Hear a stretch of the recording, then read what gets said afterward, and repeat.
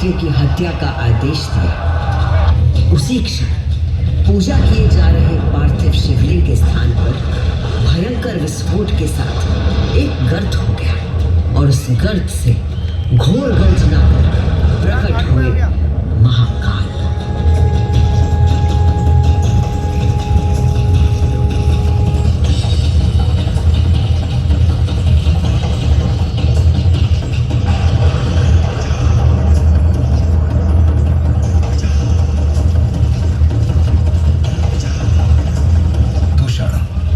सत्पुरुषों के लिए आश्रयदाता हूं और तुझ जैसे दुष्टों के लिए महाकाल हूं। ये शिव का वो रूप था जो काल के परे था, जो संहार करता भी था और सृजन करता भी। महाकाल के प्रकोप से दूषण का नाश हुआ और उज्जैन में एक बार फिर से शांति स्थापित हो गई।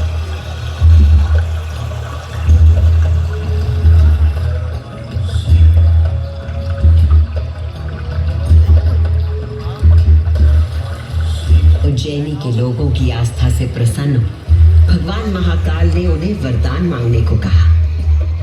उज्जैन के निवासियों ने भगवान महाकाल को उनके भक्तों की रक्षा करने के लिए उसी स्थान पर सदा के लिए विराजमान होने को कहा। तब देवादिदेव उज्जैन में ही विराजमान हो गए और वहां चारों ओर की एक एक कोस भूमि ज्योतिर्लिंग रूपी भगवान शिव का स्थल बन गई।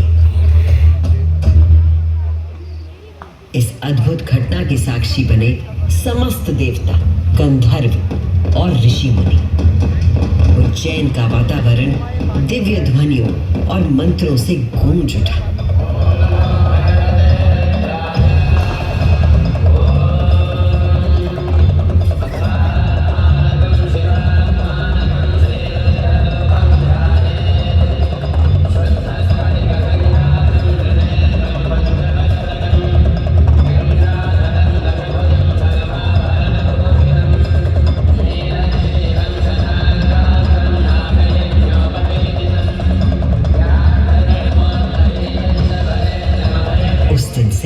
भगवान शिव ने महाकालेश्वर के रूप में भूतल पर अपनी प्रतिष्ठा प्राप्त की और ये स्थान श्रद्धालुओं के लिए तीर्थ स्थल बन गया।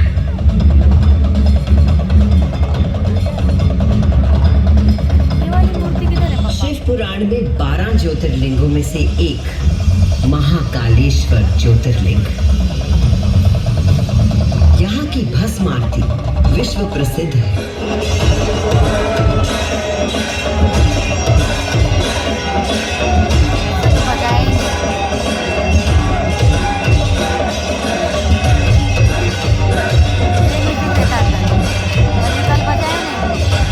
इसमें भस्म से भगवान का श्रृंगार किया जाता है, क्योंकि महाकाल की तरह भस्म अविनाशी और अपरिवर्तनीय होता है। इस आरती की शक्ति और महिमा ऐसी है कि भक्तों के सारे पाप समाप्त हो जाते हैं।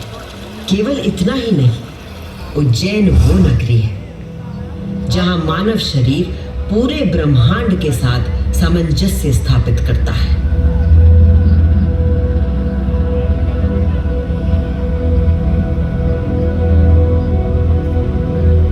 यत् पिंडे तत् ब्रह्मांडे, अर्थात जो कुछ मानव शरीर में है वही ब्रह्मांड में भी विद्यमान है।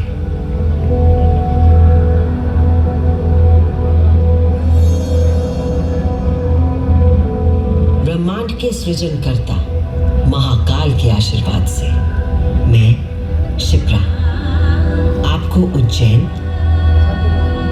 तथा महाकाल की शक्ति, भक्ति और मुक्ति की गाथाएं सुनाती रहूंगी। काल का प्रवाह अनंत है, इसलिए जब तक महाकाल